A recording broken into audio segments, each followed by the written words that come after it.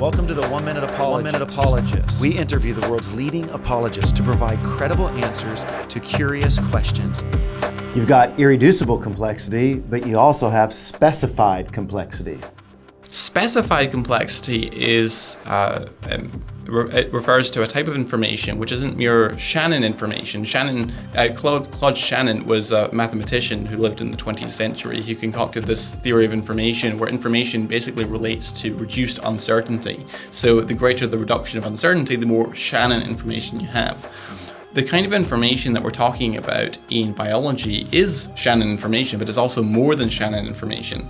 And as an intelligent design proponent, I would define information in the sense that we are using it in the theory of intelligent design as specified complexity. That is to say that it's not only complex, and by complex I mean so improbable that it exhausts the probabilistic resources at one's disposal, but it must also conform to some independently given pattern. So to take an illustration, take an ATM machine, and you put your bank card into the ATM machine and you have to dial a 4-digit PIN number. And there's only one PIN number which is specific to your bank card out of a combinatorial space, if you will, of 10,000 ways of dialing a 4-digit number.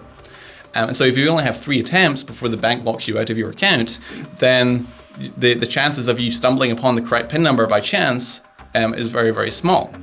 Likewise, when we're looking at the context of biology, if you take proteins are comprised of subunits called amino acids, and there's